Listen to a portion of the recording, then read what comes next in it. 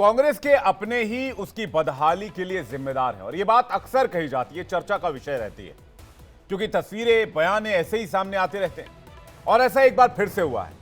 Sam Pitroda ने कांग्रेस की फजीहत करवा दी है, या इसे और आसान भाषा में मैं आपसे कहूं तो सैम पित्रोदा ने भरी चुनाव के बीच में कांग्रेस को मुश्किलों में डाल दिया है। नमस्कार, मैं हूं विवेक शांडिल और आप देख रहे हैं देश का सबसे पसंदीदा डिबेट शो सबका हिसाब होगा।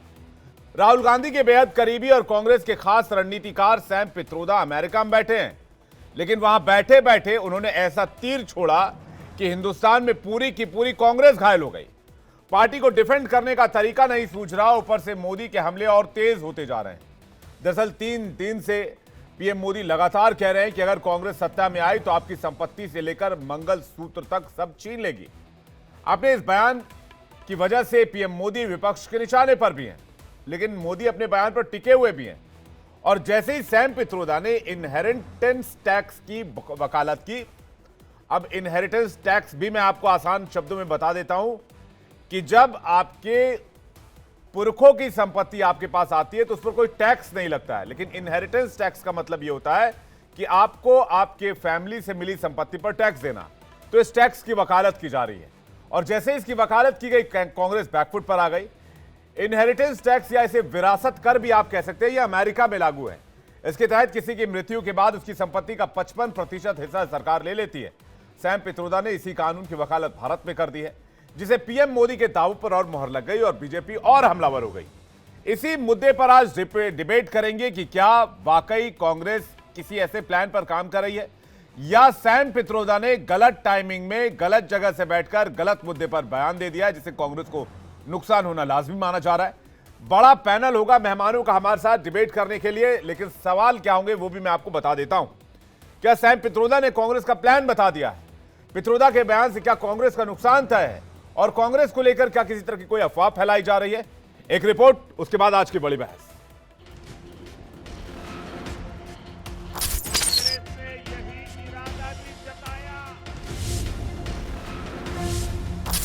कांग्रेस के शाहजादे का कहना है कि ये देश के हर घर, हर अलमारी, हर परिवार की संपत्ति का एक्सरे करेंगे। माता पिता से मिलने वाली विरासत पर भी टैक्स लगाएगी। Let me tell you, in America, there is an inheritance tax. So if, let's say, one has $100 million worth of wealth,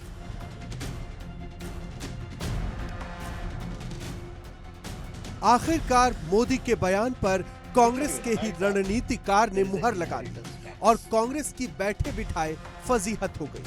so if, let's say, Sam Pitroda ने अमेरिका में लागू इनहेरिटेंस टैक्स की वकालत कर दी, जिसके तहत पिता के मरने के बाद कुल संपत्ति का 55% सरकार ले लेती है।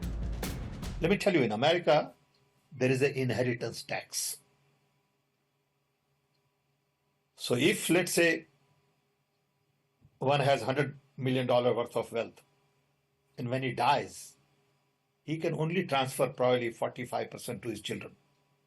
55% is grabbed by government.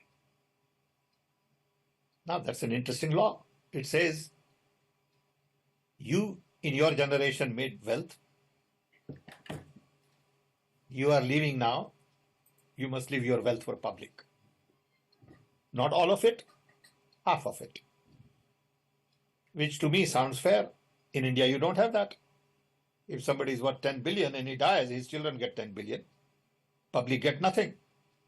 Let me tell you, in संपत्ति America, की लूट वाले दावे पर सैम पित्रोदा की मुहर लगी तो मोदी और हमलावर हो गए। मोदी ने कहा कि अगर कांग्रेस सत्ता में आई तो लूट जिंदगी के साथ भी और जिंदगी के बाद भी जारी रहेगी।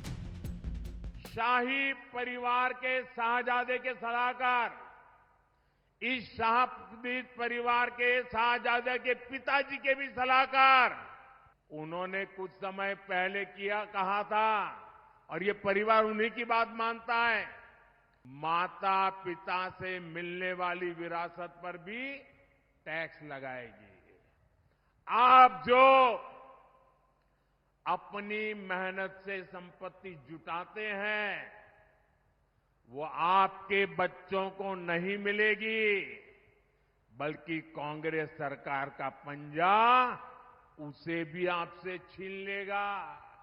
कांग्रेस का मंत्र है, कांग्रेस की लूट जिंदगी के साथ भी और जिंदगी के बाद भी। विरासत कर की वकालत कर सैम पित्रोदा ने कांग्रेस की किरकिरी करवा दी। एक सुर में सारे बीजेपी नेता कांग्रेस को भला बुरा कहने लगे तो कांग्रेस भी सफाई देने में जुट गई। सैम पित्रोदा जी के बयान ने कांग्रेस का मकसद देश के सामने स्पष्ट कर दिया है। वो देश के जनता की निजी संपत्ति का सर्वे कर निजी संपत्ति को सरकारी खजाने में डालकर जो उन्होंने यूपीए के शासन में तय की थी प्रायोरिटी कि देश के संसाधन पर सबसे पहला अधिकार माइनॉरिटी और उसमें भी मुस्लिम लोगों का है, उस प्रकार से इसका बंटवारा करना चाहती है। मैं मानता हूं कांग्रेस पार्टी या तो अपने मैनिफेस्टो से इस बात को विड्रॉ करे या उन्होंने स्वीकार करना चाहिए कि यही उनका मकसद है। आज ये मंच पर आकर ये डिस्कशन नहीं होता जो आजकल हो रहा है। रोज सुबह उठ के कोई नया मुद्दा उठा रहे हैं जिससे कोई ताल्लुक नहीं है जनता का, मतलब उसको, और इस हद तक अब चले गए हैं कि अपने आप नए नए मुद्दे ऐसे निकाल रहे हैं, झूठ बोल रहे हैं लोगों को और लोगों को गुमराह करने की कोशिश, डराने की कोशिश हो रही है। कह रहे हैं कि हम संपत्ति, लोगों की संपत्ति का सर्वे करवाएंगे और संपत्ति सर्वे करके फिर उस संपत्ति को अपने अनुसार फिर उसका बंदर बांट करेंगे। यानी पहले देश के संसाधनों पर लूटपाट। याद करिए, यूपीए सरकार के तत्कालीन प्रधानमंत्री डॉक्टर मनमोहन सिंह जी ने अपने एक अभिभाषण में इस बात का उल्लेख किया था कि देश के संसाधनों पर पहला अधिकार मुसलमानों का है। पित्रोदा जी का योगदान बहुत महत्वपूर्ण रहा है कई दशकों से। वो हमारे दोस्त हैं, हमारे गुरु भी रहे हैं, शुभचिंतक हैं, मार्गदर्शक हैं। जिस विषय वो समझते हैं महत्वपूर्ण होता है उस पर वो अपनी राय जो है स्वतंत्र रूप से देते हैं, खुले रूप से देते हैं और बात करते हैं। इसका माने ये नहीं है कि जो वो कहते हैं उससे इंडियन नेशनल कांग्रेस सहमत है। ये जानबूझकर सनसनीखेज रंग दिया जा रहा है प्रधानमंत्री द्वारा, प्रधानमंत्री के सलाहकारों द्वारा, ताकि ध्यान मुद्दों से हटाया जाए। प्रधानमंत्री जानते हैं कि वो हारने वाले हैं और इसीलिए एक सांप्रदायिक रंग देने की कोशिश की जा रही है हमारे न्याय पत्र को भी। पिछले 3 दिन से पीएम मोदी संपत्ति को लेकर कांग्रेस पर हमले बोल रहे हैं तो विपक्ष के निशाने पर, लेकिन कांग्रेस के ही रणनीतिकार ने विरासत कर की वकालत कर मोदी की बात पर मुहर लगा दी।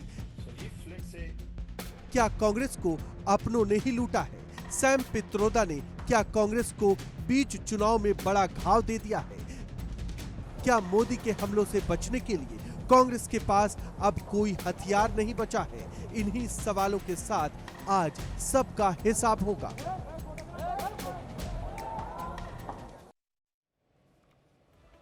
इस पर बातचीत करने के लिए धनंजय गिरी, प्रवक्ता बीजेपी, हमारे साथ जुड़ गए हैं। Professor R K. मिश्रा, प्रवक्ता कांग्रेस पार्टी, हमारे साथ जुड़ गए हैं। अंकुश श्रीवास्तव, संपादक है नवोदय टाइम्स के, वो भी हमारे साथ जुड़ गए हैं। प्रेम कुमार, वरिष्ठ पत्रकार, हमारे साथ जुड़ गए हैं। अवधेश कुमार, वरिष्ठ पत्रकार, हमारे साथ जुड़ गए हैं। आप सभी का बहुत बहुत स्वागत है। आर.के. मिश्रा जी, आपसे शुरुआत कर रहे हैं। सबसे पहला सवाल मेरे साथ आपसे ये है, ये इनहेरिटेंस टैक्स की बात अब क्यों हो रही है? पहले तो बात हुई कि भाई संपत्ति का सर्वे कराएंगे, तो उसको बीजेपी ने कहा कि भाई सर्वे कराकर बाकी लोगों में बांट देना चाहते हैं। अब दूसरी बात ये सामने आ रही है कि इनहेरिटेंस टैक्स लगाने की बात की जा रही है, जिसकी वकालत सैम पित्रोदा कर रहे हैं। अब सैम पित्रोदा राहुल जी के भी करीबी माने जाते हैं, कांग्रेस पार्टी के एक बड़े नाम भी है। अब वो कोई मशवरा देंगे, उसको कांग्रेस पार्टी दरकिनार कर दे अगर सरकार आती है, तो ऐसा भी नहीं हो सकता है। तो ये जो इस देश की जो विरासत रही है, इनहेरिटेंस की जो विरासत रही है, जो हमें अपने बाप दादा पुरखों से जो विरासत मिलती आई है, अगर उसका हिस्सा ही दे देंगे तो फिर हमारे देश की सभ्यता संस्कृति का क्या होगा, उस विरासत का क्या होगा? आर.के. मिश्रा जी, या फिर ये बातें महज चुनावी हैं?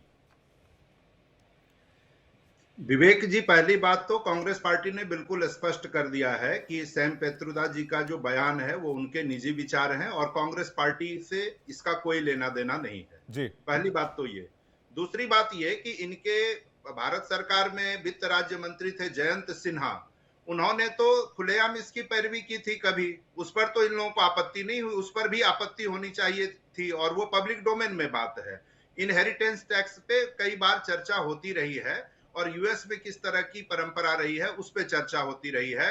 कांग्रेस के मैनिफेस्टो से या कांग्रेस के विचार से इसका कोई लेना देना नहीं है, ये पूरी तरह से पार्टी ने पहले ही स्पष्ट कर दिया है। दूसरी बात कि ये इस तरह की बात क्यों कर रहे हैं। अब आप देखिए कि पिछले 3-4 दिनों से या पहले चरण के चुनाव के बाद से ही आप देख रहे होंगे कि भाजपा के शीर्ष नेता केवल झूठ बोलने में लगे हैं। कभी वो कहते हैं कि ये संसाधन लेके मुसलमानों को बांट देंगे, महिलाओं के मंगलसूत्र को लेके और मुसलमानों में बांट देंगे। कहां है ये घोषणा पत्र में विवेक जी? घोषणा पत्र में तो ये है कि सामाजिक आर्थिक रूप से हमारे जो लोग पिछड़ गए हैं उनको कैसे मुख्य धारा में शामिल किया जाए। तो ये इंटायर पॉलिटिकल साइंस पढ़ने वाले को समझ में नहीं आएगी कि कैसे उसको शामिल किया जाए। मैं ये कह रहा हूं कि अगर सामाजिक और आर्थिक रूप से भारत का कोई वर्ग पिछड़ रहा है तो क्या ये सरकार की जिम्मेवारी नहीं है कि उसको मुख्य धारा में शामिल करे? यही बात हमारे नेता भी कहते हैं। और मंगलसूत्र पर ले जाना, उसे मुसलमानों तक ले जाना, अरे भाई अभी तो पहला चरण ही हारे हो या हारने की आशंका हुई है तो इतनी बौखलाहट है। ये दूसरा चरण जब विवेक जी हारेंगे ना तो आपको पाकिस्तान भी घुमाएंगे, अलग अलग देश भी घुमाना शुरू कर देंगे, जो इनकी रणनीति रहती है, जो इनका तरीका रहता है। मूल बात विवेक जी ये है कि 10 वर्ष पहले इन्होंने देश के युवाओं से वादा किया था कि हम प्रत्येक वर्ष 2 करोड़ रोजगार लेकर आएंगे। उस हिसाब से 20 करोड़ रोजगार अब तक दिए जाने चाहिए। हुआ क्या कि इन्होंने जो रोजगार मिला हुआ था वो भी छीन लिया और साथ में 30 लाख से अधिक केंद्रीय कर्मचारियों के पद खाली छोड़ दिए। अब कांग्रेस कहती है कि हम आते ही ये 30 लाख केंद्रीय कर्मचारियों के पद भरेंगे, तो इनके पौंतरे जमनी खिसक जाती है। जब कांग्रेस कहती है कि 1 साल का गारंटीड हम अप्रेंटिसशिप देंगे तो इनको बौखलाहट होती है। जब कांग्रेस ये कहती है कि प्रत्येक परिवार की महिलाओं को हम 1 लाख रुपए देंगे तो इनको परेशानी होने लगती है।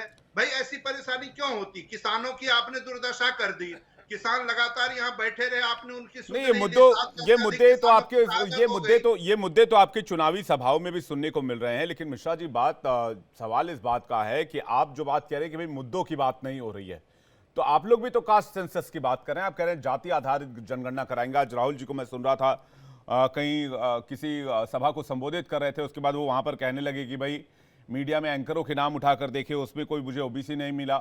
चलिए मीडिया छोड़ दीजिए, उन्होंने न्यायपालिका के बारे में कहा कि भाई हमने 650 जजेस के नाम निकाले, उसमें दलितों की भागीदारी बहुत कम है या फिर नहीं के बराबर है। कंपनीज के बड़े बड़े पोस्ट जो हैं वो उसमें भी दलितों की भागीदारी नहीं है। तो ये भागीदारी सुनिश्चित कब और कैसे हुई मिश्रा जी? ये कोई ये तो एक प्रक्रिया, एक प्रोसेस है। आप समझ रहे हैं मैं क्या कहना चाह रहा हूं? मेरे दर्शक मेरी बात समझ रहे हैं। मैं ये कहना चाह रहा हूं कि एक प्रोसेस है, एक प्रक्रिया है। जब नियुक्ति शुरू हुई होगी उस हिसाब से नियुक्तियां चली आ रही होंगी।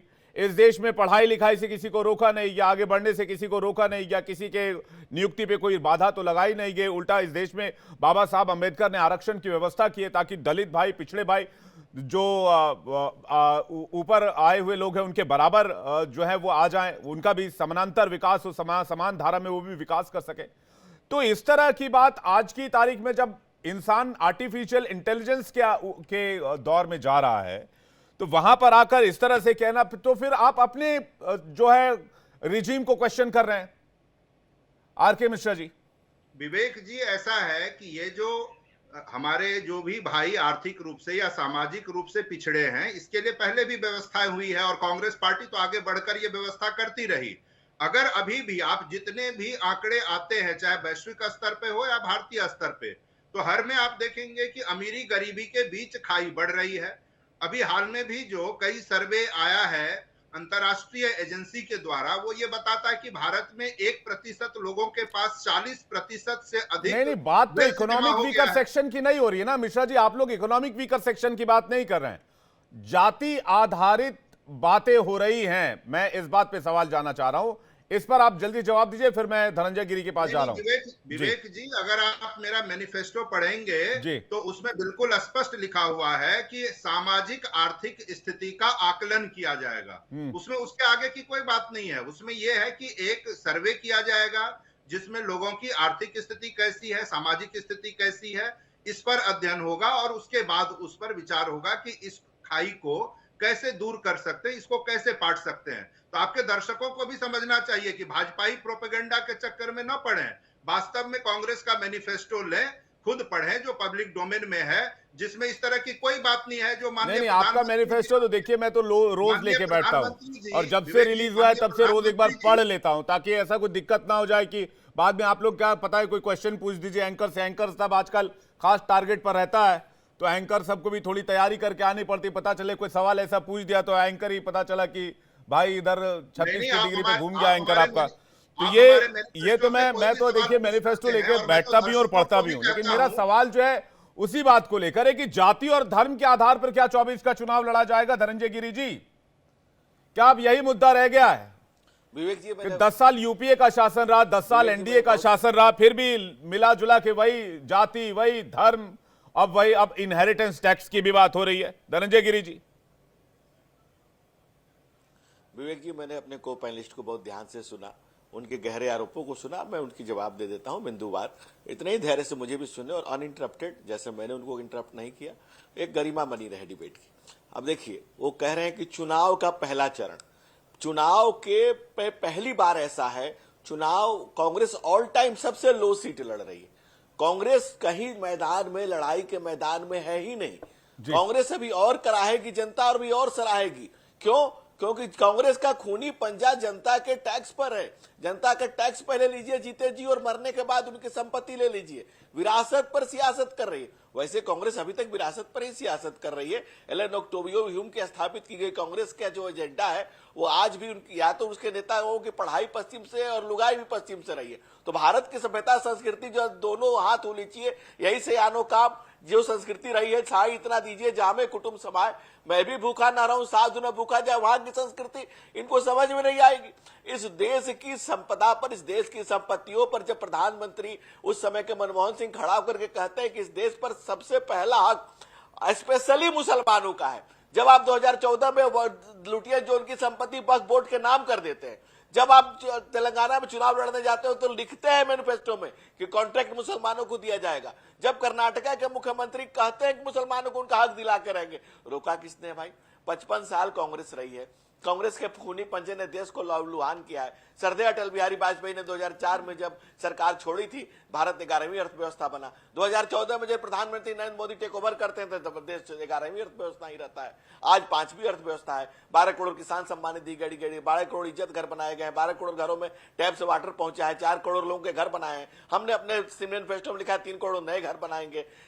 16 करोड़ 32 लाख की अर्थव्यवस्था थी, आज 45 करोड़ की अर्थव्यवस्था हो, 45 लाख करोड़ की अर्थव्यवस्था हो गई है। लगभग 3 गुनी अर्थव्यवस्था बनी है। इस देश में 90 लाख बैंक अकाउंट, बैंक के ब्रांचेस थे, आज 1,80,000 बैंक के ब्रांचेज हैं। 25 करोड़ खाते होते थे, आज 240 करोड़ बैंक के खाते हैं। 5 शहरों मेट्रो थी, 27 शहरों मेट्रो है।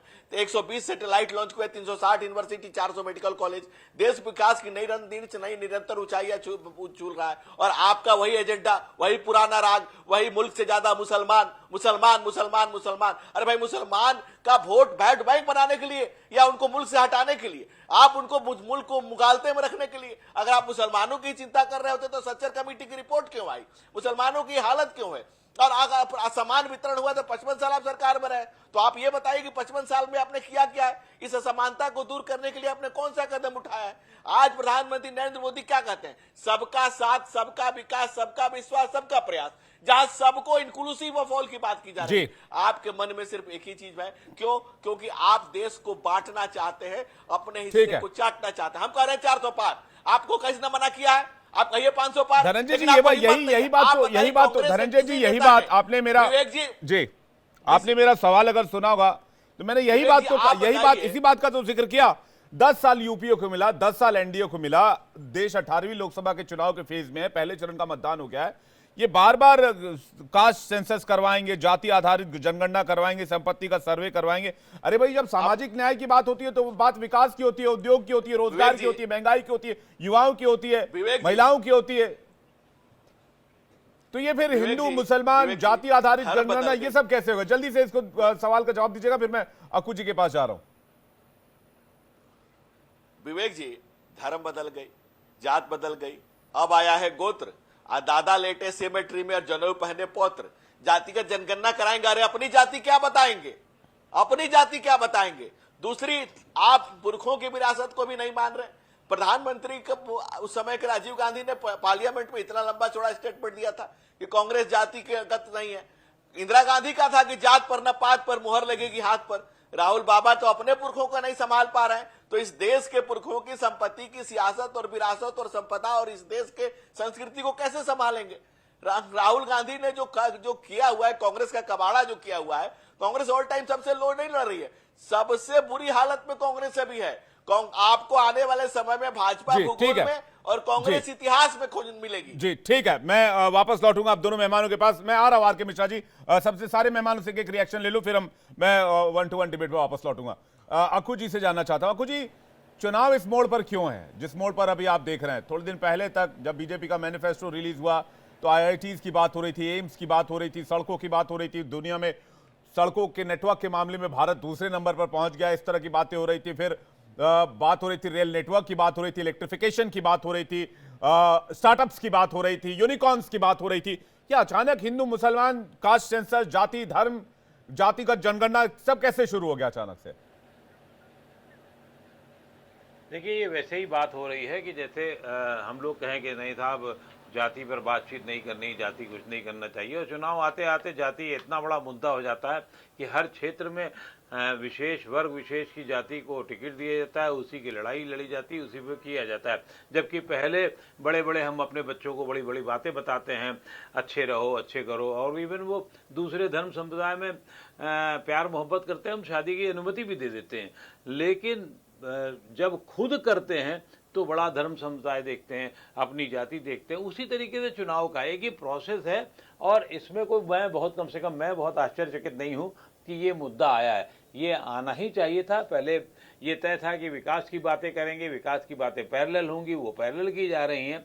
और साथ साथ क्योंकि धर्म को लेकर के जब किया जाता है तो वोट कंसोलिडेशन जो है वो ज़्यादा आसानी से होता है, वो किया जाता है। और फिर कहीं कहीं डर दिखाया जाता है। तो डर दिखाना, देखना और डर पैदा कराना पक्ष और विपक्ष दोनों तरीके से अपने तरीके से करते हैं।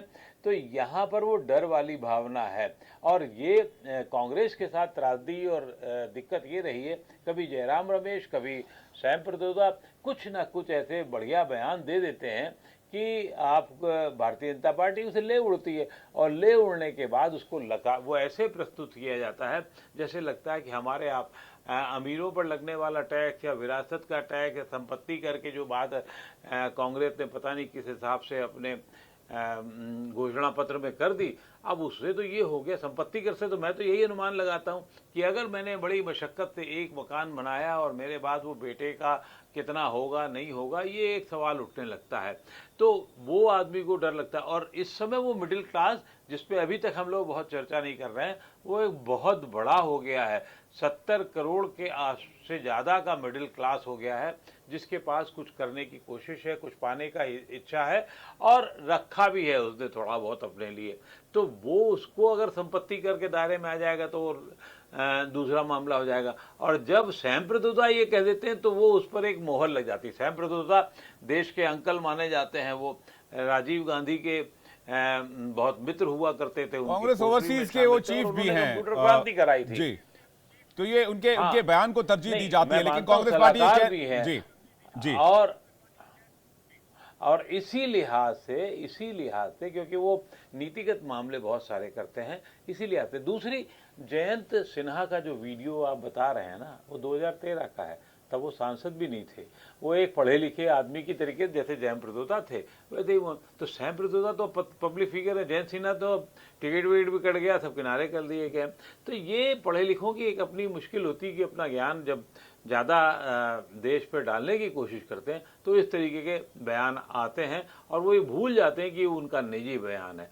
तो इसलिए ये अगर क्योंकि कांग्रेस ने इसको घोषणा पत्र में शामिल कर दिया था तो इसलिए ज़्यादा घातक कांग्रेस के लिए हो रहा है और भारतीय जनता पार्टी तो मैं इसका जवाब आर के मिश्रा जी से लूं, लेकिन कौन सा मुद्दा दें और वो उड़ जाए।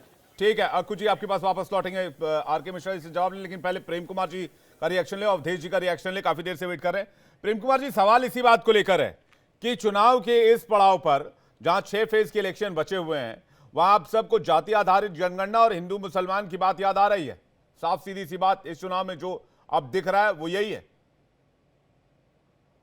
विवेक जी, जाति आधारित जनगणना कोई आज की बात नहीं है। चुनाव से पहले आप जानते हैं कि बिहार में नीतीश कुमार जो आज बीजेपी के साथ है उन्होंने पारित भी किया था। और आश्चर्य है कि जातिगत आधारित सर्वेक्षण के साथ आज भी वो हैं, लेकिन फिर भी एनडीए का पार्ट है। और वो ये कोई नई बात नहीं है, ये तो चुनाव यात्रा में राहुल गांधी दोनों न्याय यात्राओं में इस बात को कहते रहे और जातीय सर्वेक्षण की बात की है, जातीय जनगणना की बात की है, दोनों बातें हुई। लेकिन अभी जो बात हो रही है, जैसे सैम पित्रोदा का बयान, मैंने तो सुना सैम पित्रोदा को भी और आपको जयंत सिन्हा को। जयंत सिन्हा तब वित्त राज्य मंत्री थे, सैम पित्रोदा तो आज मंत्री नहीं है। लेकिन 2013 का बयान है, 2013 में तो यूपीए की सरकार थी सर। फिर से बोलिए। कह रहे हैं 2013 का वो बयान है जो जयंत सिन्हा का था और 2013 में यूपीए गवर्नमेंट थी। नहीं, जयंत सिन्हा का मंत्री रहते हुए भी बयान है, मेरे पास है, थोड़ी देर पहले मैंने सुना है। अच्छा, तो वो भी है। और उसके बाद उस बयान को इंडोर्स करते हुए आपको अमित मालवीय जी का ट्वीट कभी कांग्रेस ने शेयर किया है, वो भी मैंने देखा है। तो कहने का मतलब ये कि उसके अलावा उस समय वित्त मंत्री, मुझे ध्यान नहीं, वित्त मंत्री ही रहे थे अरुण जेटली जी, तब उन्होंने भी इंडोर्स किया था। दूसरी बात है कि इनहेरिटेंस टैक्स इस देश के लिए नया नहीं है। ये इनहेरिटेंस टैक्स 1957 से 1985 तक इस देश में रहा है। इसको राजीव गांधी ने 1985 में खत्म किया था, तो अपने इसमें 1985 तक रहा है, तो ये नया नहीं है। इसके अलावा अमेरिका में क्या है, दुनिया में क्या है, ये बहस होती रही है। मैंने इसीलिए कहा कि जयंत सिन्हा भी बोले हैं, ध्यान पित्रोदा भी बोले हैं, तो लेकिन चूंकि बीजेपी को इस बात को कैच करना है तो वो कैच कर रही है। सच तो ये कि जातीय जनगणना, जातीय सर्वेक्षण कराने वाले नीतीश कुमार जी उनके साथ हैं, लेकिन उस पर तो वो चुप हैं। और इस विषय पर बीजेपी स्वयं इनहेरिटेंस टैक्स की वकालत करती रही है, जो आज उसको एक खतरा बना करके पेश कर रही है। और ऐसा आप कह रहे हैं बीजेपी को यह बयान सूट कर रहा है, इसलिए बीजेपी इस बयान को उछाल रही है। ये इसके समर्थक रही है बीजेपी इनहेरिटेंस जी। ठीक है, अवधेश जी से इसका जवाब लेते हैं।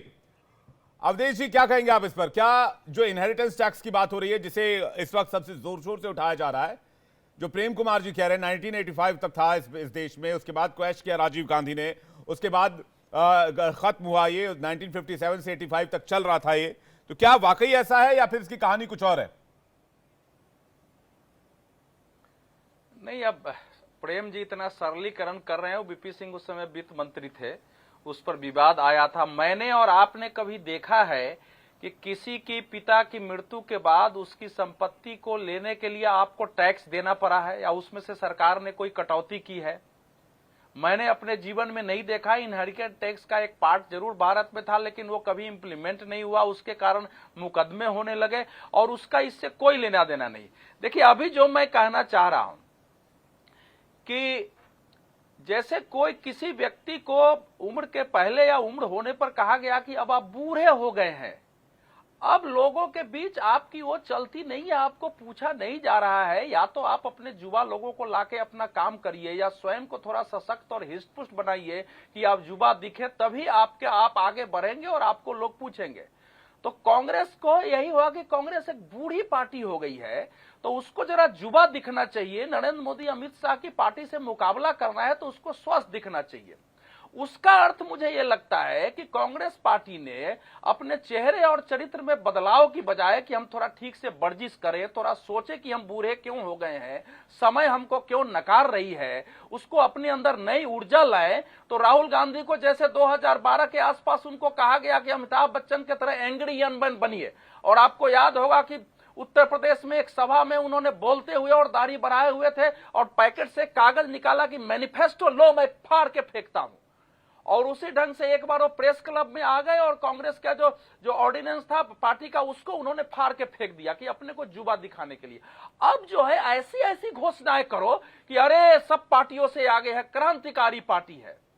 तो ये जो राहुल गांधी जी ने कहा है और अभी सैम पित्रोदा कर रहे हैं, वो सब उसी का अंग है। जैसे एक बूढ़ी महिला, एक बूढ़ा आदमी जरूरत से ज्यादा मेकअप करके, रंग रोगन करके, आधुनिक फैशन पहन के स्वयं को दिखाने की कोशिश करे कि मैं हिस्ट पुष्ट और जुबा हूं, मैं मुकाबला कर सकता हूं, उसी में गलतियां होती है और लोग उस पर हंसते हैं। ठीक वही काम कांग्रेस पार्टी का अभी हो रहा है। अब अभी कांग्रेस के प्रवक्ता कह रहे हैं कि हमारे घोषणा पत्र में है ही नहीं। अब मैं आपको राहुल गांधी जी का बयान अप्रैल 6 का आपने भी चलाया होगा कि हम एक वित्तीय और सांस्थानिक सर्वे करेंगे, ये पता लगाएंगे कि हिंदुस्तान का धन किसके हाथ में है, कौन से वर्ग के हाथ में है, और इस ऐतिहासिक कदम के बाद हम क्रांतिकारी काम शुरू करेंगे। जो आपका हक बनता है वो हम आपके लिए आपको देने का काम करेंगे। तो ये ऐसे मैं 10 बयान उनके बता सकता हूं। नंदुरबार में मार्च 12 का है कि जाति जनगणना और आर्थिक एवं वित्तीय सर्वे क्रांतिकारी कदम है, कांग्रेस अपने मैनिफेस्टो में इसे डालेगी। और सैम पित्रोदा, सुनिए, सैम पित्रोदा यही तो कह रहे हैं कि अगर हम संपत्ति के पुनर्वितरण पर बात कर रहे हैं तो हमको इस पर भी विचार करना चाहिए। यानी मतलब ये दोनों बयान इंटरकनेक्टेड हैं। जो बात है, जो राहुल गांधी बिल्कुल एक दूसरे से कनेक्टेड है और उसको उस रूप में देखा जाना चाहिए। लेकिन चूंकि कांग्रेस इस समय फंस गई है अपने को जुबा दिखाने में, इसलिए बात कर रही है।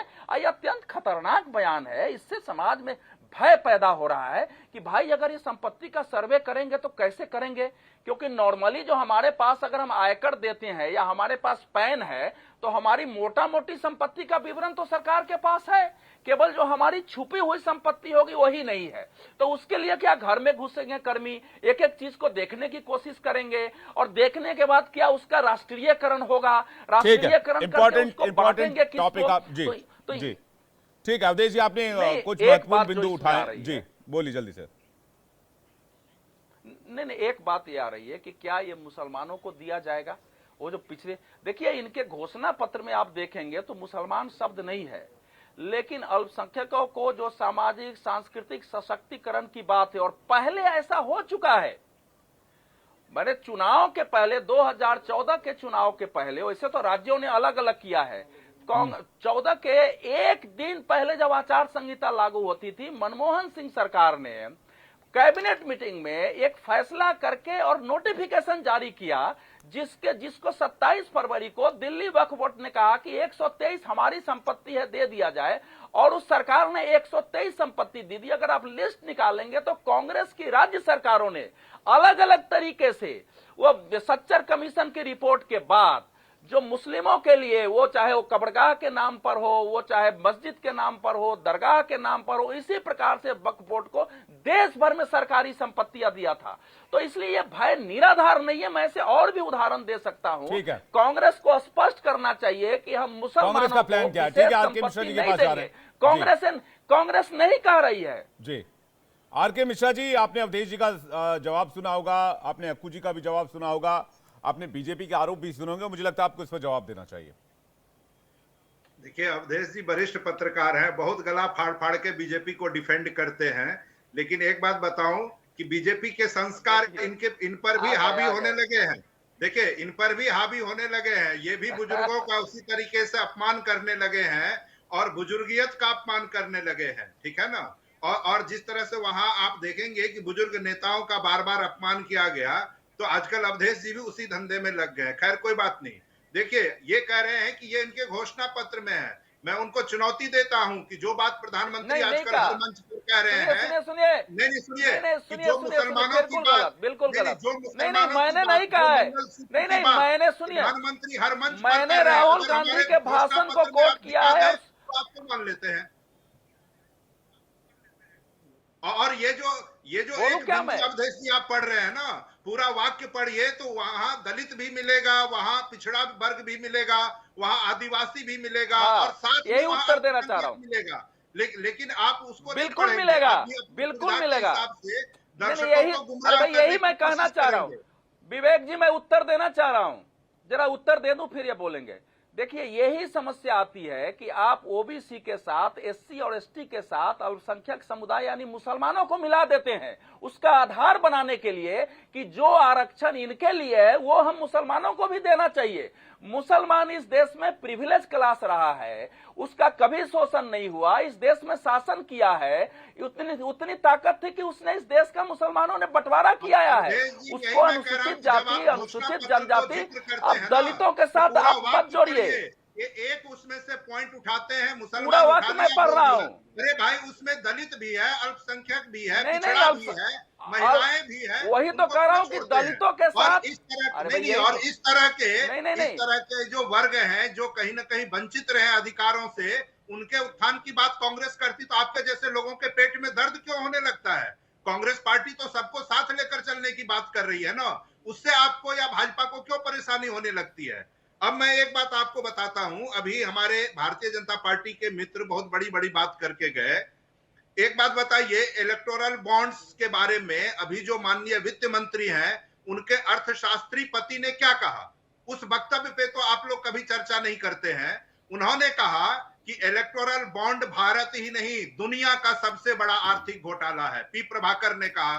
दूसरी बात उन्होंने एक और बात कही थी कि जो बात आजकल छुटभैये नेता इधर उधर बंद कमरों में करते हुए आपको दिखाई देंगे, वो लाल किले के प्राचीर से आप सुनने के लिए तैयार रहिए।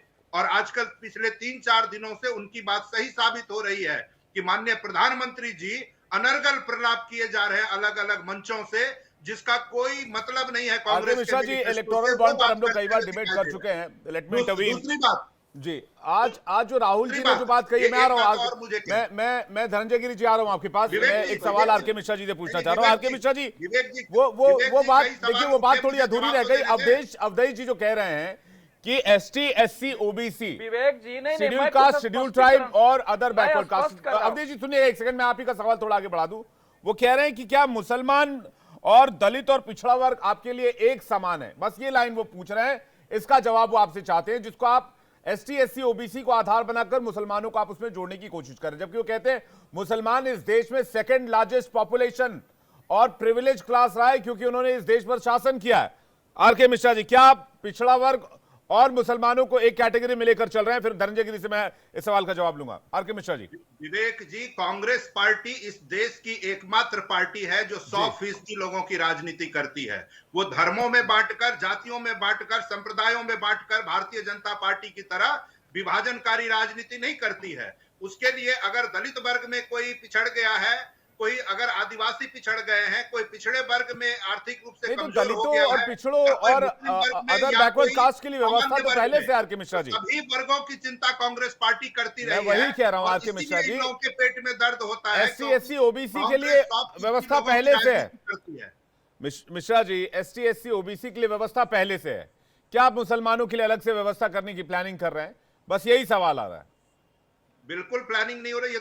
ये तो माननीय प्रधानमंत्री जी को डर लग रहा है चुनाव हारने का, तो अनर्गल बयानबाजी कर रहे हैं अलग अलग मंचों से। और आजकल तो मंगलसूत्र के बारे में बात करने लगे। मुझे लगता है वो ना ही करते तो अच्छा था, ठीक है ना। चूंकि इंदिरा जी ने जंग के समय में अपनी सोना देश को दान किया था। और ठीक कहा प्रियंका जी ने कि सोनिया जी ने तो अपना मंगलसूत्र इस देश पर न्योछावर किया है। उन सब का अपमान करने के लिए प्रधानमंत्री जी मंगलसूत्र की बात करते हैं। वो कितना मंगलसूत्र का महत्व समझते हैं ये पूरा देश जानता है। धनंजय जी, सवाल इस बात को लेकर है कि मुद्दे नहीं है तो मंगलसूत्र और मुसलमान अब मुद्दा बन गए हैं। धनंजय जी, ये आरोप कांग्रेस पार्टी का। देखिए, दलित दरी बिछाए और पिछड़ा पांव पोछ हो जाए, ये कांग्रेस की पुरानी संस्कृति रही है। बाबा साहब डॉक्टर भीमराव अंबेडकर को चुनाव हरवाने के लिए कांग्रेस ने 2 बार प्रयास किया और कांग्रेस में सफल रही। बाबा साहब संविधान सभा में ना आए, इसका भी प्रयास किया। योगेंद्र मंडल का भला हो कि बंगाल से बाबा साहब आए और बाबा साहब ने जो संविधान बनाया उसमें धर्म के आधार पर कोई आरक्षण की जगह नहीं। भाई साहब आपके समय में नहीं बोला था और कुछ राजनीतिक मिश्रा जी एक एक करके मिश्रा जी एक एक करके बोलिए, धनंजय जी बोलिए, जवाब मैं पूरा आपके कीजिए। समय नहीं बोलता हूं ना। आपने पर्याप्त आरोप लगाए हैं, कितना कराइएगा? अभी जितना कराइएगा जनता उतना सराह रही है। आप ऑल टाइम लो चले गए हैं, कबर कितना पढ़ रहे हैं? अरे कराहना तो आपका शुरू हो चुका है भाई साहब, आप इतने देर से बोल रहे थे। बचार दिए जा रहे एक एक थे, मैं करके सुन रहा था आपको ध्यान से। धनंजय गिरी जी मिश्रा को जी, और आप प्रेम सबसे कुमार जी को बकबक कर स्क्रीन रहे पर हैं। लाइए। मैं तो ध्यान से सुना आपको, आपकी जी। सारी बकवास सुनी है मैंने। ठीक है, आप ठीक है। सुन तो जवाब तो धनंजय गिरी जी अपना जवाब पूरा आपके कीजिए। सारे बकबक को मैंने जी सुना है। जी, धनंजय गिरी जी जवाब। कम से कम बात सुनने का कहेंगे तो तो साहस आपको रखिए। बकवास ही यही लगेगा आप इस धनंजय देश गिरी। के दलितों, वंचितों, शोषितों, नहीं उचित बात अगर पूछेंगे दलितों, आपको वंचितों, इलेक्टोरल पीड़ितों, बॉन्ड में शोषितों, इस आपने देश की SIT का जनता की गठन आवाज को किया, आपने तो सुना उसका होता क्या हुआ, तो वो आज आप- ऐसी वो स्थिति आप नहीं हुई बताएंगे। होती। कालाधन आप दिक्कत क्या हुआ मिश्रा जी? मिश्रा जी, अगर कांग्रेस पार्टी ने इस देश के आम आदमी की व्यथा को सुना होता तो कांग्रेस कथा नहीं हो जाती, कांग्रेस इतिहास नहीं हो जाती, कांग्रेस का ये ह्रास नहीं होता, कांग्रेस तृणमूल कांग्रेस के सामने घुटने पर नहीं होती, कांग्रेस राजद के सामने लेट नहीं रही होती, कांग्रेस को चिरकुट और सचुटभैया नेता अखिलेश नहीं बता रहे होते। ये सब बातें छोड़िए, लेकिन दलितों का आपने जो अपमान किया और बाबा साहब ने जो संविधान दिया उसमें धर्म के आधार पर तो कोई आरक्षण की जगह नहीं थी, लेकिन आपने लगातार अपीजमेंट की पॉलिटिक्स की, लगातार तुष्टीकरण का काम किया। साहबानों के मामले में आपने पूरे सुप्रीम कोर्ट के जजमेंट को पलट दिया, आपने वक्फ बोर्ड की को संपत्तियां दे दी, लुटियन जोन की संपत्तियां दे दी, आपने धर्म के आधार पर आरक्षण भी दिया 4% का। तो आपने बाबा साहब डॉक्टर भीमराव अम्बेडकर के संविधान को तार तार किया है, लगातार किया है, और इस देश के संपत्ति पर कांग्रेस का एक खूनी पंजा इस देश की जनता नहीं चलने देगी। जो व्यक्ति जानता है कि कांग्रेस है तो करप्ट कांग्रेसी के करप्शन से इस देश को आज आजादी मिली है। आज इस देश के भारत नीति निरंतर नई ऊंचाइयां छू रहा है। मोदी मुल्क को जिस मयार पर लेके जा रहे हैं, इस देश का जैसे उन्नयन और विकास हो रहा है, आप इसीलिए आपको आप जिसको टिकट दे रहे हैं वो आप यहाँ से भाग जा रहा है। आप जिसको टिकट दे रहे हो भाग जा रहा है। अरे भाई, जब आपके राहुल बाबा अमेठी छोड़ के भाग गए, भारतीय जनता पार्टी आप देखिए आपकी स्थिति को समझिए, कितनी बौखलाहट है आपको मिश्रा जी, कितना फ्रस्ट्रेटेड है आप तो राहुल गांधी से भी ज्यादा फ्रस्ट्रेटेड है। राहुल गांधी से ज्यादा फ्रस्ट्रेटेड आप लग रहे हैं, राहुल गांधी से ज्यादा फ्रस्ट्रेटेड आप लग रहे हैं। अरे थोड़ा सुनने का हौसला रखिए, थोड़ा सुन लीजिए। राहुल बाबा से भी ज्यादा फ्रस्ट्रेटेड लग रहे हैं आप देखिए राहुल गांधी अमेठी छोड़ के भाग गए, वायनाड में एनी राजा उनका बाजा बजा रहे हैं।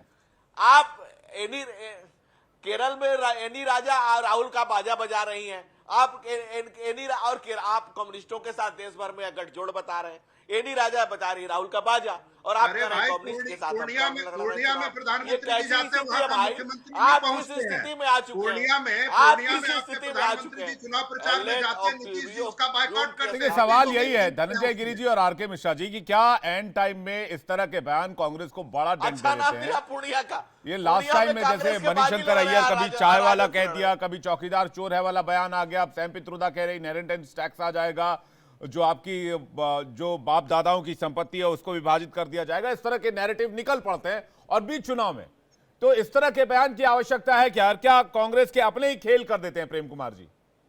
ठीक चुनाव से पहले या चुनाव के बीच में ऐसा बयान आ जाता है जिससे कि कुछ ना कुछ हो जाता है, चाहे वो नीच वाला बयान हो प्रधानमंत्री को लेकर, चाहे वो चौकीदार चोर है वाला मामला हो। इससे पहले मोदी का परिवार को लेकर राहुल ने माफ कीजिएगा लालू प्रसाद यादव ने हमला बोला तो उसको भी प्रधानमंत्री और बीजेपी ने कैंपेन के तौर पर प्रोग्राम कर दिया और पूरे देश में मोदी का परिवार कैंपेन चला दिया। अभी भी सबके ट्विटर हैंडल पर मोदी का परिवार लिखा हुआ है।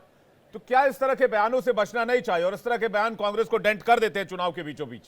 प्रेम कुमार जी। विवेक जी, ऐसे बयानों से बचने की जरूरत है तो सभी पार्टियों को है, केवल एक पार्टी के लिए क्यों। और ये नैरेटिव है कि कांग्रेस की ओर से या विपक्ष की ओर से ऐसे बयान दिए जाते हैं इसलिए उसकी हार हो जाती है। भाई हमने तो कई बार कहा भी, उदाहरण भी दिया है। भाई पिछले गुजरात में चुनाव हो रहा था ना, गुजरात विधानसभा में आम आदमी पार्टी के प्रेसिडेंट लड़ रहे थे, उन्होंने प्रधानमंत्री जी की मां के नाम पर कुछ गालियां दी थी बहुत पहले, और उसको चुनाव में प्रचारित किया गया और बताया गया कि प्रधानमंत्री जी की मां को गाली दी। लेकिन क्या हुआ, आम आदमी पार्टी को तो अच्छा परफॉर्मेंस हुआ। मैं ये नहीं कह रहा कि गाली को इंडोर्स कर रहा हूं, लेकिन ये जो गलत नैरेटिव दिया जाता है कि हमें गलत खराब बोला इसलिए विपक्ष हार गई। कर्नाटक में प्रधानमंत्री जी कह रहे थे 92 की 94 बार उनको गालियां दी गई और हमें गाली को मुद्दा बनाया, लेकिन कुछ नहीं हुआ, बीजेपी हार गई। तो इसलिए ये तो परसेप्शन इसलिए तो कह रहे कर्नाटक में आपने 4% चुनाव हार गए, नीच कर्नाटक में 4% आरक्षण का प्रॉमिस करके आप लोग जीत गए, यही तो आरोप बीजेपी लगा रही है। नहीं, एक केवल गाली देने से कोई जीत और हार हो जाती है क्या सर? 4% आरक्षण की जो बात हो रही है कर्नाटक में, बोला जाता है कि अमुक समय में ये कहा गया इसीलिए हार गए, तो ये होता नहीं है, ये नैरेटिव है, उसका पार्ट है, इलेक्शन कैंपेन का पार्ट है, इसलिए हम इसको खारिज करते हैं कि इस तरह की बातें। हाँ, ये एक मुद्दा है, आज जो डिबेट हो रहा है वो एक मुद्दा है कि जब कांग्रेस पार्टी ने पूरे देश में संविधान खतरे में है ये बात समझा दिया लोगों तक, तब बीजेपी को समझ में आया कि इसका काउंटर नैरेटिव देना जरूरी है।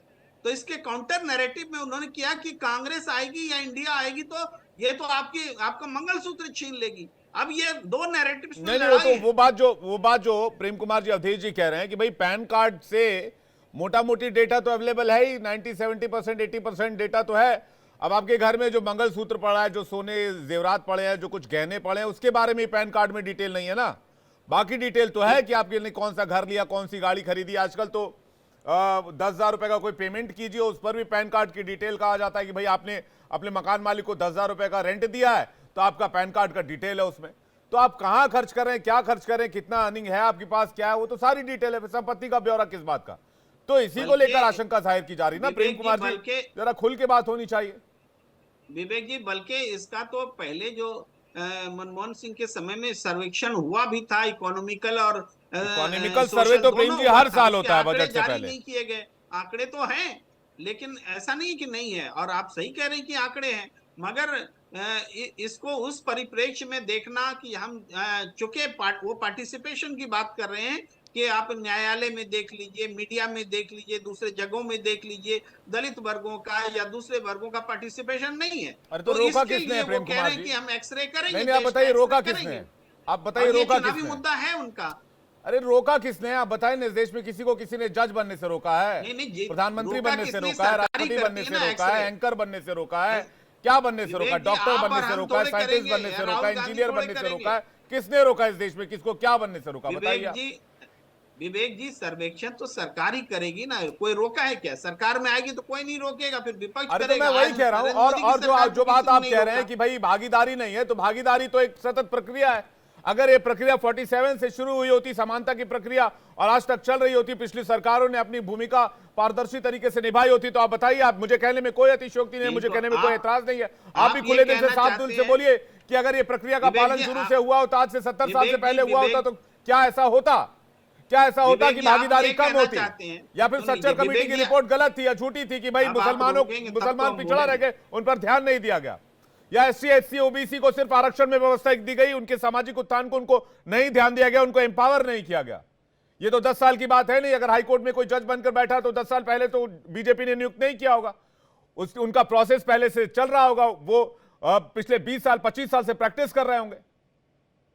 प्रेम कुमार जी, इस तरह की बातें जब कही जाती है तो इसके पीछे सतही आधार होना चाहिए। आप प्रश्न कर रहे हैं या आप खुद बोल रहे हैं? सो बोलिए। मैं तो इंतजार कर रहा था कि आपका प्रश्न खत्म होगा तो बोलूंगा, लेकिन आप तो लगातार प्रश्न ही कर रहे हैं। नहीं प्रेम कुमार जी, कभी कभी मेरे दिल में कई बातें एक साथ आ जाती हैं, तो मैं चाहता हूं कि मैं दर्शकों को सुना एक लाइन में दर्शक मुझसे भी कुछ कभी कभी सुनना चाहते हैं। आपका कहने का मतलब है कि कोई पार्टी अगर सत्ता में रह गई है और उसने अपने समय में जो कुछ काम किया है, कुछ अधूरा है, नहीं किया है, तो उसका बोलने का अधिकार खत्म हो गया, विपक्ष को बोलने का अधिकार ही नहीं, क्योंकि वो पहले सत्ता में रही थी। यही आप कह रहे हैं? नहीं, इस बात का तर्क क्या है प्रेम कुमार जी कि भाई न्यायालय में जज OBC से नहीं आते हैं, एंकर OBC से नहीं आते हैं, मीडिया में लोग OBC चलिए इसका जवाब देखिए, RK मिश्रा जी से पूछिए, जिनसे पूछना चाहिए उनसे पूछिए। मैं RK मिश्रा जी से ही पूछ लूंगा, आप नाराज मत होइए। मैं लेकिन अकुश श्रीवास्तव जी के पास पहले जा रहा हूँ, काफी देर से वेट कर रहे हैं। अकुश जी, किस तरह के बयान ये दिए जा रहे हैं, आप कैसे देखते हैं इन बयानों को? देखिए, ये बयान सिर्फ इसलिए दिए जा रहे हैं कि जब आपके पास में बहुत सारी समस्याओं के हल नहीं हो, कांग्रेस ने जिस तरीके से अभी चीज़ों को किया है पेश, वो एक तरीके से देश को नेशनलाइजेशन की तरफ, अगर वो सीरियस हैं तो वो नेशनलाइजेशन की तरफ ले जाने की मामला है। और इसी तरीके से जो विरासत टैक्स का मामला है, वो एक तरीके से गरीबी हटाओ के मामले को शॉर्टकट पकड़ना होता है। गरीबी कैसे हटाएंगे, तो आप अमीरों से पैसा ले लेंगे तो हट जाएगी वो। तो ये जो विरासत टैक्स अगर आप बड़े स्तर पर करते हैं तो निश्चित रूप से उस तरीके से उस दिशा में जाएगा जैसा कि मैंने अभी उल्लेख किया है। लेकिन ये सब चीज़ें एक चर्चा में आती हैं अगर ये हमेशा अब राजनीतिक दलों का एक हिसाब हो गया है कि वो कोई एक बात मुद्दा कभी वक्त पे रखते हैं, बेवक्त रख देते हैं और फिर वो पब्लिक की प्रतिक्रियाओं का इंतजार करते हैं। गलती से ये काम जो है जो चुनाव के पहले श्री सैम पित्रोदा करना चाहिए था वो तब नहीं किया, अब कर दिया तो उनके उल्टे पड़ गया। तो ये प्रक्रियाएं चलती रहती हैं। अभी जब तक कोई बड़ा मुद्दा नहीं आएगा तब तक ये चलता रहेगा मामला। लेकिन ये वोटरों को केंद्रित करने का, वोटरों को डाइवर्ट करने का एक मामला हो गया है जिससे भारतीय जनता पार्टी निश्चित रूप से फायदा उठा रही है। अक्कू जी, एक सवाल मैं और इस पे जोड़ना चाह रहा था आपके लिए। एसटी, एससी, ओबीसी को आधार बनाकर क्या मुस्लिम अपीजमेंट की कोशिश आपको नजर आती है? अगर इस पूरे प्रैक्टिस को देखें, इस तरह के बयान को देखें, चाहे वो कर्नाटक वाला मामला हो जहां वोकलिगा और लिंगायत समुदाय के 2-2% आरक्षण को जोड़कर मुसलमानों को 4% आरक्षण की बात कही गई, तो इसके पीछे क्या एसटी, एससी, ओबीसी प्लस मुसलमान करके एक वोट बैंक तैयार करने की कोशिश है या फिर इसके जरिए मुस्लिम अपीजमेंट की कोशिश है?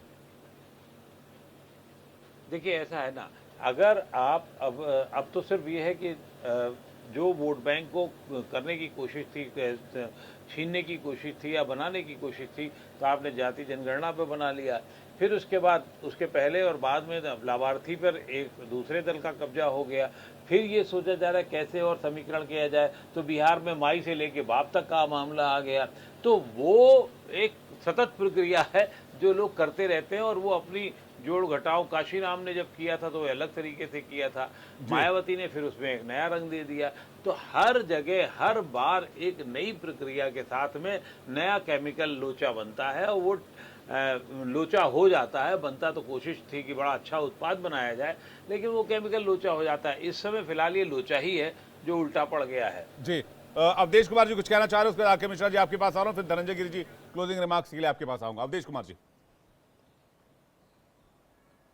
देखिए, मिश्रा जी ने मेरे पर तो पर्सनल भी टिप्पणी की लेकिन उत्तर नहीं दिया। मैं 2-3 जो है वो कह रहे हैं कि आप अल्पसंख्यकों की जहां बात है वहां अनुसूचित जाति जनजाति की है। देखिए, कर्नाटक में 4% मुस्लिम आरक्षण जो था वो पिछड़े वर्ग के 27% आरक्षण के अंदर था। 4% माने वह काटा गया था उसमें से। और अभी कर्नाटक सरकार ने सभी मुसलमानों को पिछड़े वर्ग में शामिल कर लिया है 2B बना करके कैटेगरी में, जिसको केंद्रीय पिछड़ा वर्ग आयोग ने गलत करार दिया है। और देखिए देश कैसे चल रहा है, मैं बता रहा हूं। ममता बनर्जी के शासनकाल में 179 पिछड़ी जातियां हैं, जिसमें से 118 मुस्लिम जातियां हैं, केवल 61 जो है हिंदू हैं। केंद्रीय पिछड़ा वर्ग आयोग ने पूछा कि भाई ऐसा कैसे हुआ है, क्योंकि जब नरेंद्र मोदी सरकार ने केंद्रीय पिछड़ा वर्ग आयोग को संवैधानिक दर्जा दिया तो राज्यों को अधिकार दिया कि आप पिछड़े वर्गों की सूची में जातियों को शामिल कर सकते हैं। ममता बनर्जी ने 71 जाति को शामिल किया जिसमें 65 मुस्लिम थे। जब सवाल पूछा गया तो लिखित उत्तर है, ये पिछड़ा वर्ग को दिया गया कि ये सारे धर्म परिवर्तन करके मुसलमान बन गए हैं। फिर पूछा गया कि भाई इनका कहां से बने हैं, तो उसका रिकॉर्ड नहीं है। इस समय आपको 2 राज्यों का केंद्रीय पिछड़ा वर्ग आयोग ने जल्दी से बताया है कि पश्चिम बंगाल और राजस्थान में पिछड़े वर्ग की आरक्षण का 80% भाग मुसलमानों के पक्ष में जा रहा है। तो ये कोई पहली बार नहीं हो रहा है ये। और अनुसूचित जनजाति के आरक्षण में से आज भी अगर वो धर्म बदलते हैं, सुनिए, अनुसूचित जनजाति अगर धर्म बदल ले, चाहे वो मुसलमान हो जाए, ईसाई बन जाए, तब भी उसका आरक्षण जारी रहता है। ये कांग्रेस के शासनकाल का ही कंटिन्यूएशन है, इसको खत्म करने के लिए। आर के मिश्रा जी इस पर जवाब, फिर मैं धनंजय जी आपके पास आ रहा हूं। आर के मिश्रा जी जल्दी से कंक्लूड कीजिएगा। देखिए, अवधेश जी सहित सभी भाजपा के समर्थकों के लिए मैं एक शेर पढ़ता हूं, फिराक जलालपुरी की। तू इधर उधर की ना बात कर, ये बता कि काफिला क्यों लुटा, मुझे रहजनों से गिला नहीं, तेरी रहबरी का सवाल है। ठीक है ना? गजब, कमाल मिश्रा जी। मूल रूप से विवेक जी बात क्या है भाई, तो यही सवाल तो हम लोगों का है। मूल रूप से सवाल क्या है विवेक जी कि इस बार देश का चुनाव होना चाहिए, यही सवाल है। नहीं, अब बीच में ना बोले आप जल्दी लोग। जल्दी जल्दी से, टाइम कम हो रहा है मिश्रा जी, देखिए, जल्दी से। नहीं आप इस बार मेरे का पर चुनाव होना सुनिए चाहिए, महिलाओं आप के मेरे प्रति, पर लगातार महिलाओं के प्रति जी, बहुत सद्भावना जल्दी से, व्यक्त हाँ। कर रहे हैं। इनको जवाब देना चाहिए कि मणिपुर महीनों तक जलता रहा। ठीक है, माननीय मुद्दों की बात प्रधानमंत्री आप कह रहे हैं, क्यों मुद्दों की नहीं बात है? क्यों नहीं हो रही है? इनको मणिपुर की जवाब बात क्यों देना नहीं हो रही है? चाहिए, युवाओं की बात क्यों नहीं हो रही है? इनको जवाब रोजगार देना की चाहिए। बात क्यों नहीं हो रही है? इलेक्ट्रोल बॉन्ड की बात क्यों नहीं हो रही? धनंजय गिरी जी, आपका क्लोजिंग रिमार्क जल्दी से। चाहिए आर्थिक असमानता पे, ठीक है, आर्थिक असमानता की बात क्यों नहीं है? धनंजय गिरी जी, क्लोजिंग रिमार्क फटाफट।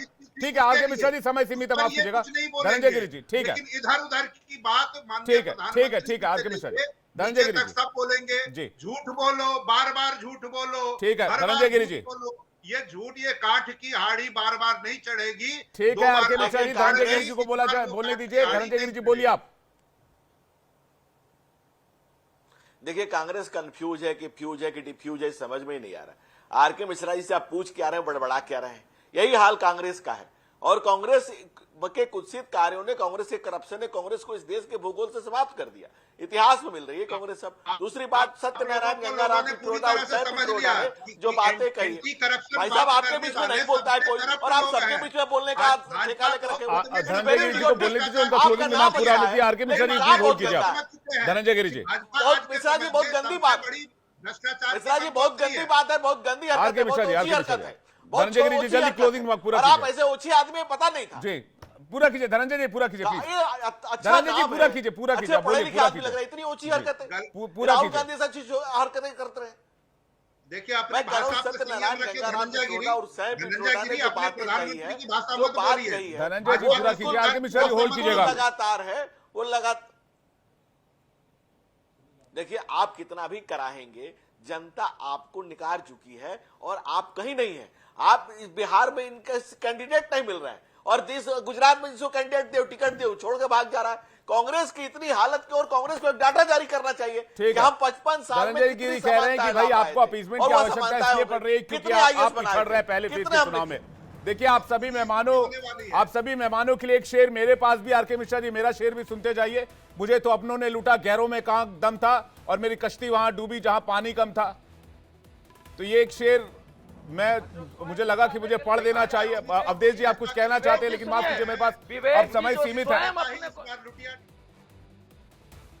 जी। मुझे माफ कीजिएगा, मेरे पास समय सीमित। आप सभी मेहमानों का बहुत बहुत शुक्रिया इस डिबेट में शामिल होने के लिए। दर्शकों का भी हाथ जोड़कर धन्यवाद इस डिबेट को देखने के लिए और सुनने के लिए। वक्त एक ब्रेक का है, ब्रेक के बाद देखिए 24 का चैंपियन मेरे वरिष्ठ सहयोगी मेहर रंजन के साथ।